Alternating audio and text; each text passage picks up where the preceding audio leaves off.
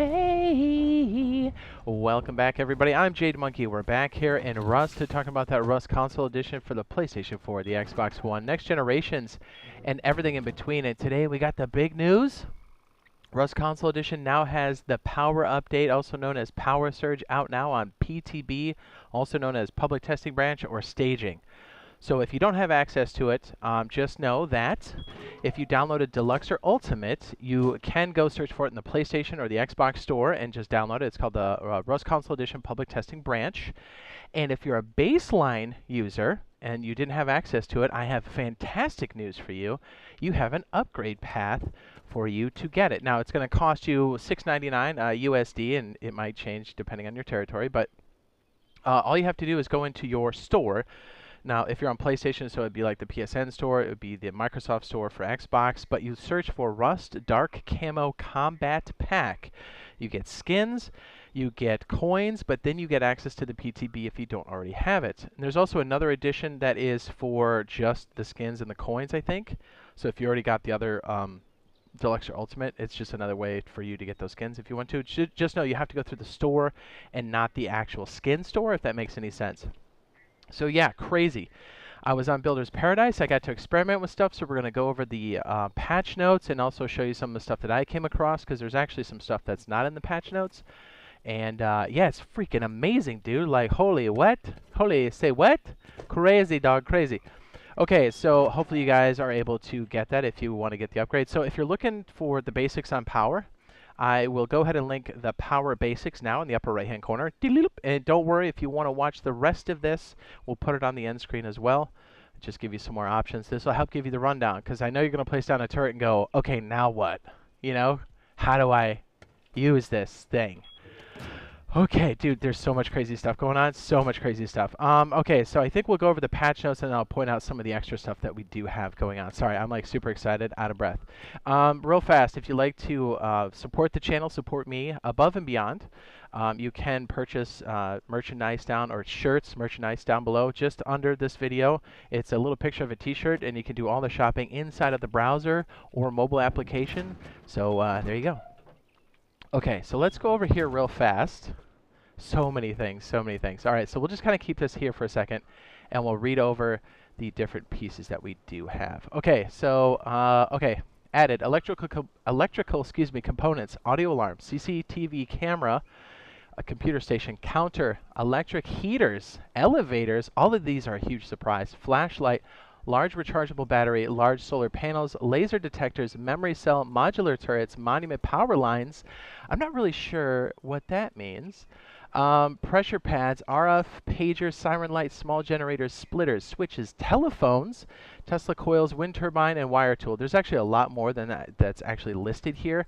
And I haven't seen the telephones, but that could be on the actual official version on the PTB. I was on Builder's Paradise, but there's definitely a lot of stuff that's included that's not in this list.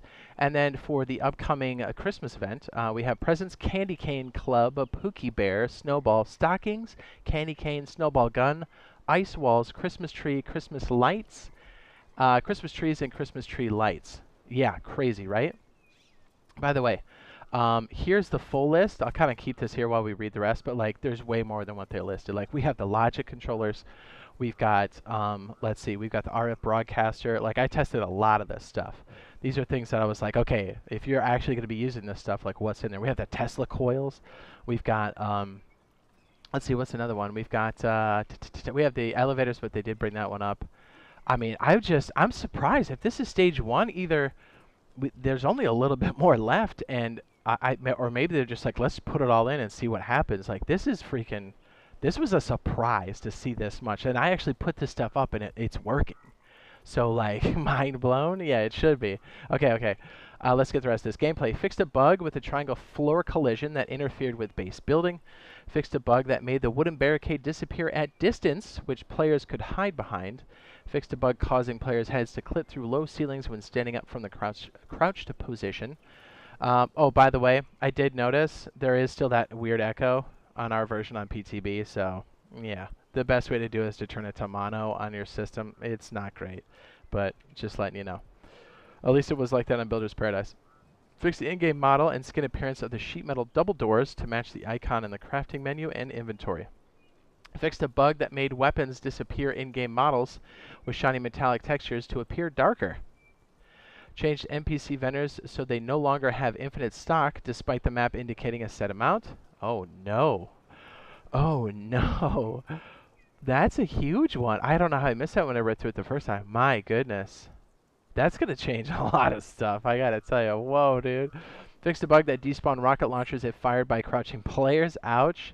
UI fixed a bug that prevents the give button from working correctly when trading with a metal shopfront if one side was full. Fixed issues with ping on settings on the HUD options menu, added in localized for text description and setting. The defaults will now update the ping settings. It's just the ping indicator. Fixed a bug that caused discrepancies between the real contents of a container and the visual icons when more than one player is using the same container. Fixed a bug that could cause the fire icon to persist when the furnace is turned off. Monuments fixed a walkway at the dome, this is good, where players were getting stuck. Fixed lights on cargo ships so that the lower deck is not so dim at night. Fixed the brightness of the yellow barrels on the top of the oil rig monuments. Fixed the gap between sandbags and the ground at the airfield monument. Fixed Z fighting, it's that like weird flicker, on top of the silo tower at the water treatment plant and sewer. Nice, nice. Fixed occasionally missing hostile timer when bandit camper outpost monuments, when in the bandit camper outpost monuments. Fixed an issue causing low FPS in the tunnel at the sewer. These are all good things. Fixed a crash that could occur when selecting an empty category in a vending machine. Fixed a crash that occurs when opening the vending machine in the outpost. Fixed a crash that could occur when changing an item's skin using the repair bench. Fixed a bug that wouldn't save changes when a player sets options in the default to default in the server. Fixed in-game music issues with the volume option not working correctly. So that's what we have so far. So what you're really seeing is, yes, the Power Surge stuff, but it's a mix of some of the events that will be coming from main branch in December. I think they've outright said that none of this is coming, like the Power Surge stuff is not coming to main branch until sometime in Q1 2023. But those Christmas events and some of the other fixes definitely could be, so keep that in mind. But I mean, just look at all this stuff. We have all of the logic pieces too. Like, we can make some crazy stuff with this. I was expecting like a reduced list. Like, that's insane. Like, you're able to set the frequency in the broadcaster. Although I did find with the pager, where are you? There is a glitch where you can't set, or at least on the Xbox version, you can't set the frequency. So it kind of makes that useless right now. But everything else where you have to set frequencies, I did test that, and they do show up. So, yeah, crazy. Wasn't able to test this station, but this one's quite interesting because we'll be able to peep around the map. Like, there's some crazy stuff. And let's not forget, the good old storage monitor is a nice clue that I think we're going to be getting Rust Plus in the future. I don't think it's going to be anywhere near this update when it hits main branch. But, wow, dude, we got so much stuff, and it's working quite well. I mean, we were on the Builder's Paradise server, and it was pumping it, dude. So, crazy. Oh, yeah, and so check this out. The wire tool, we 100% have the colored wires. And if you use right trigger, you place a point, and then if you use left trigger, it will delete the last point. So, like, what? And don't forget, it's the reload button when you have the wire tool out to select the color. So it's going to help you tremendously. We'll be doing a lot of this on live stream, so stay tuned for that. Another good reason to subscribe to the channel, turn on those notifications. And yes, we do have the Rust Power Basics. We'll throw that up on the end screen now. And we'll see you guys in the next live stream and or video. You know what I'm saying?